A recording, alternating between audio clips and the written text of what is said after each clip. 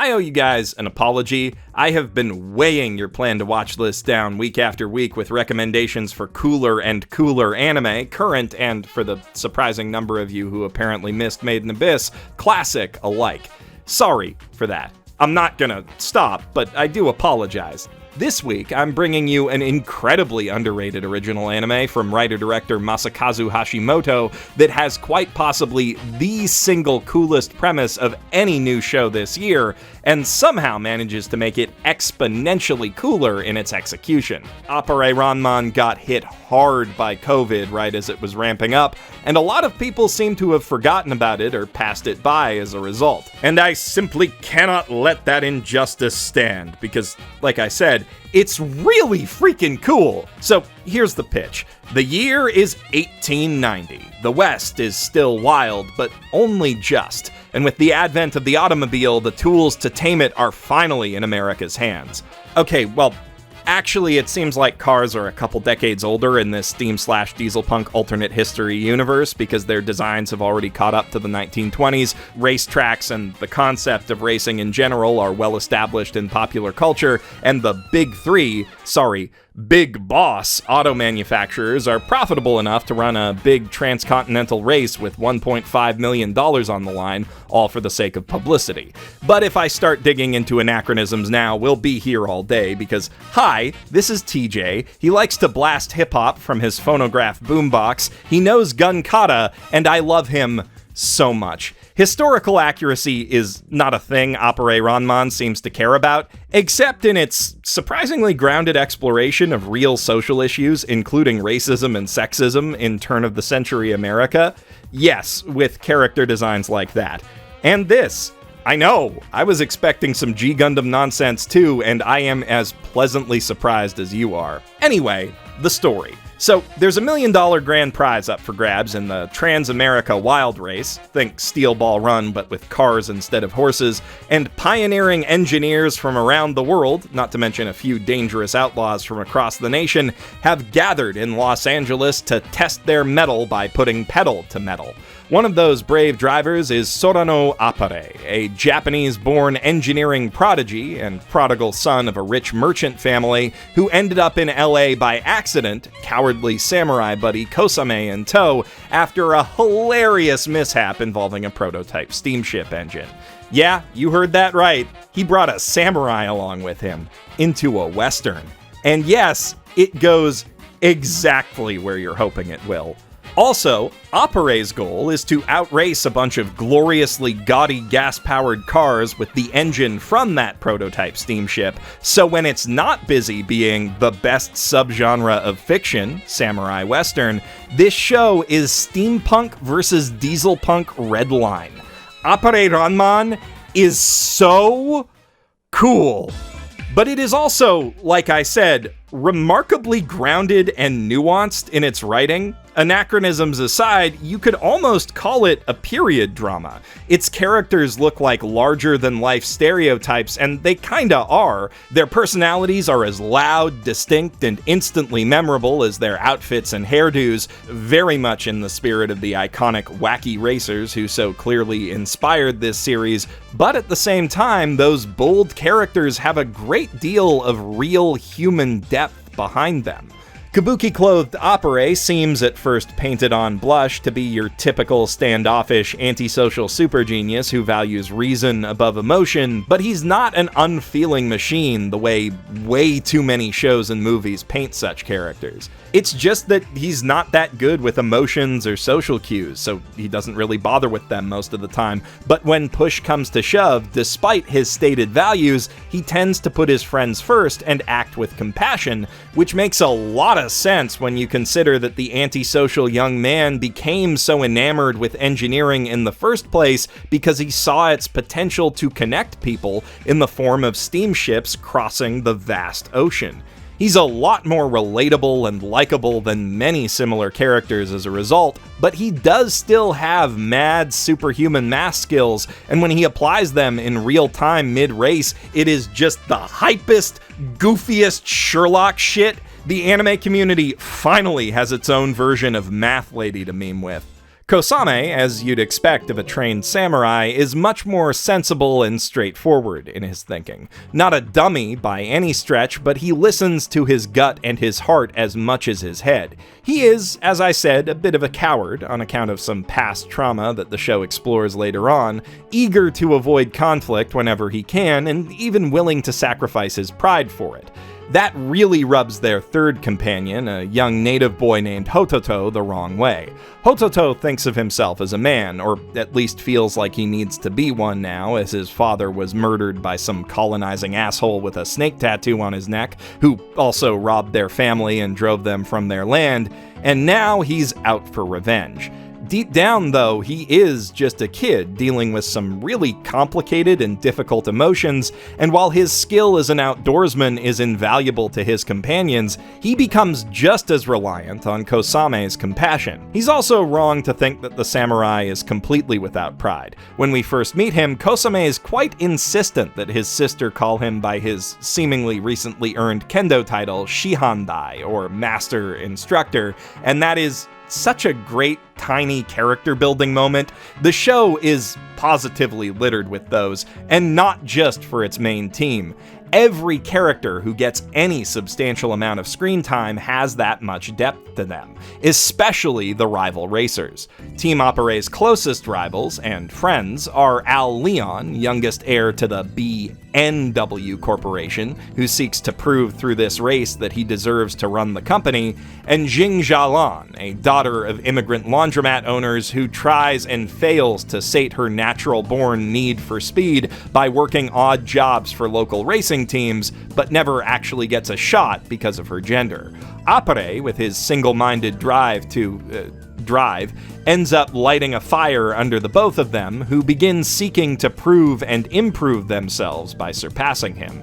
They've instantly become two of my favorite friendly rival characters in all of anime. Both better themselves as a result of their encounters with Appare and end up helping him change for the better as well, but neither is defined by that relationship.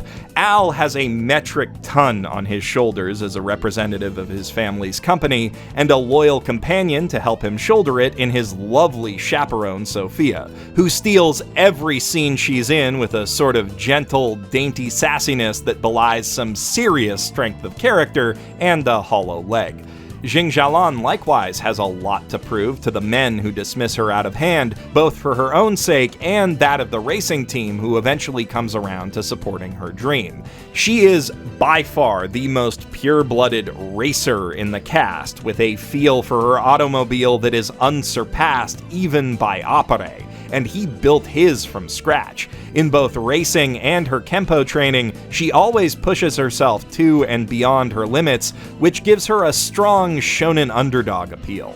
So we've got three great flavors of hero to root for, and if you prefer anti-heroes, the series still has you covered. The other two big auto companies running the race have each hired an outlaw to drive on their behalf. Brooding badass loner Dylan G. Odin and fun-loving wildcard Crazy TJ make up 2/3 of the infamous 1003, legendary cowboys with strength said to rival that of 1,000 men, and they both have the shooting skills to make me believe it. Like many great cowboy anti-heroes, Dylan is trapped by his past, while TJ, despite the heavy implication baked into his design that he has seen some shit, lives entirely in the present. So naturally, they get along like Zolo and Sanji, and like those two, they are incredibly fun to watch, stealing every scene that Sophia doesn't. While those two aren't as scary as they first appear, the last third of the 1003, Gil T. Cigar, is more than intimidating enough to make up for them. Out of all the racers, he is the most shrouded in mystery by far. The only thing most folks know about him for sure is that he likes to kill people, and he's really, really good at it. He's also got a whole gang with similar tastes and talents who help him fill his role as the series' decidedly more deadly Dick Dastardly. There are a few other racers beyond the heroes and villain, though they're mostly just background characters. The one exception is Richard Riesman, a friendly, laid-back bounty hunter who's surprisingly considerate for a battle-hardened cowpoke, and strikes me as the kind of guy who just wants to live a quiet life, if you know what I mean. He functions not so much as a rival, but rather a stand-in for all the more boring racers. But that's just about the only shortcut this show takes in its characterization, and I've barely even touched on all the supporting characters surrounding the race. Now, after all that explanation, you may be thinking, gosh, that's a lot to pack into a 12-episode racing anime, and it is, which is why Appare Ranman spends a solid 4.5 episodes fleshing out its characters and setting before it actually lets the former loose on the latter. That's probably where the series will lose people who are just here for the zany action, but have a bit of patience. Like Appare's steam engine, the show takes a while to rev up, but once it's gotten going, it goes places and fast. The investment you put into the world and characters early on isn't wasted either. The depth they're given only makes the action that much more believable and exciting. By the time the race is underway, the main rivals seem more like a shonen nakama squad than a group of disconnected competitors, and that makes it as easy to root for any one of them as it is to cheer on Appare, which in turn makes the race itself much more uncertain and dynamic. It feels like almost everyone deserves to win, and thus like anyone could. The fundamentals of great tournament arc writing at work. Another thing that caught me by surprise about the show is how its detailed, grounded sensibilities bleed into the racing action. The competitors' cars may look a little ridiculous, but they use real-world racing strategies and techniques, explained in the same degree of detail that you'd expect from a proper sports anime like Haikyuu or Initial D. And the cars obey at least an anime approximation of real physics, which has the bonus effect of helping to suspend our disbelief even higher for the even more anime fight scenes sprinkled among them. Both are animated beautifully. I'd say I'm particularly enamored by how effectively the show blends CGI with traditional animation to sell the weight, power, and technical complexity of its retro machines, but honestly, some of the fight scenes are just as much fun to watch. Normally, you'd expect a show that takes so many awesome action detours to be a bit lacking in its main focus, but I can't overstate just how good a racing anime Appare Ranman really is. Different competitors have different strengths and weaknesses on the road that are easy for the audience to grasp, making the competition between them more accessible and interesting. Appare's engineering know-how means his car gets faster and faster with each leg of the race, for example, while his calculating mind allows him to quickly course-correct and find lines that other racers might miss. Jing Xiaolan operates more on instinct, but her racing instincts are impeccable, and she holds her own against much more powerful machines through sheer force of skill. Meanwhile, Crazy TJ and Dylan are the ones to beat, not necessarily because their cars are the fastest or even because they're the best racers, but because they're both kinda, well, crazy and willing to risk their lives to take an early lead.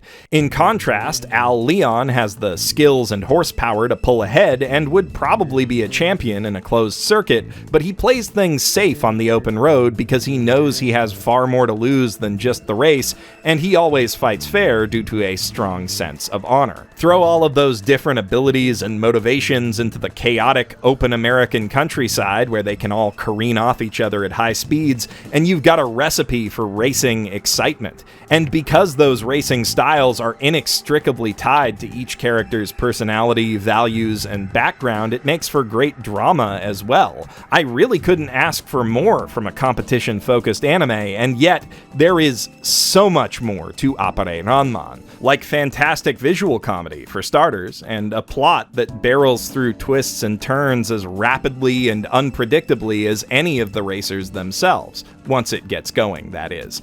And I can't forget the excellent music, either. The show's OST, composed by Evan Call, is a deliciously eclectic medley of different sounds. As you'd expect of a Western, it features plenty of country and ragtime music, but it blends that with jazz, blues, and a touch of hip-hop to add a modern flavor appropriate to its aggressively anachronistic aesthetic. Beyond that fun stuff, it also offers a surprising amount of narrative meat to chew on.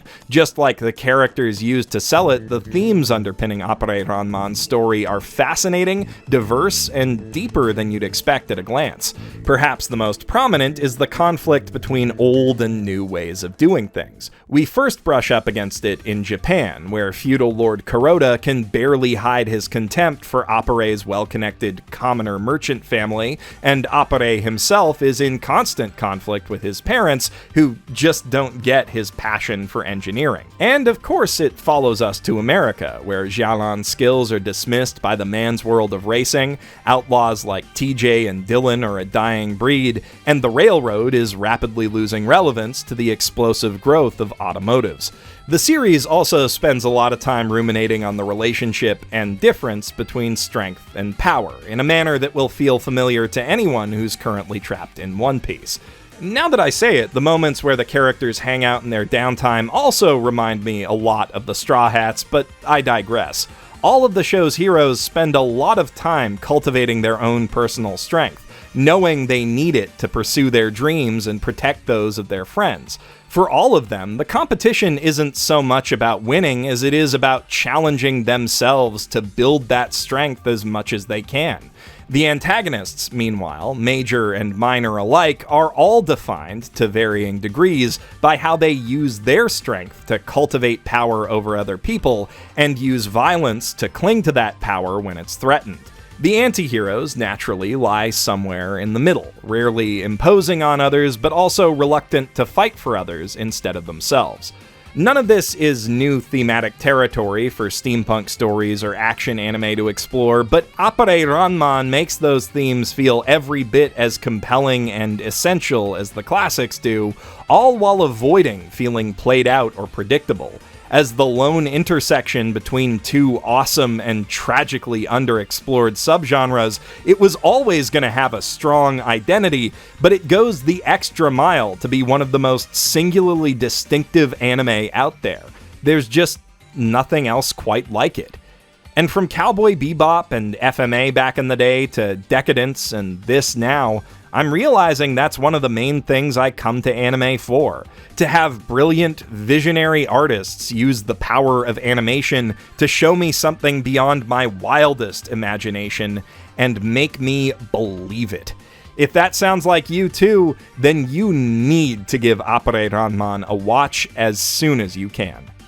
No sponsor today, but if you're here before September 14th, Bookwalker has classic manga like Alita, Beck, School Rumble, and Initial D on sale for so cheap that with the promo code BASEMENT, you can get the first 3 volumes of anything for like 50 cents. Deal in the doobly-doo.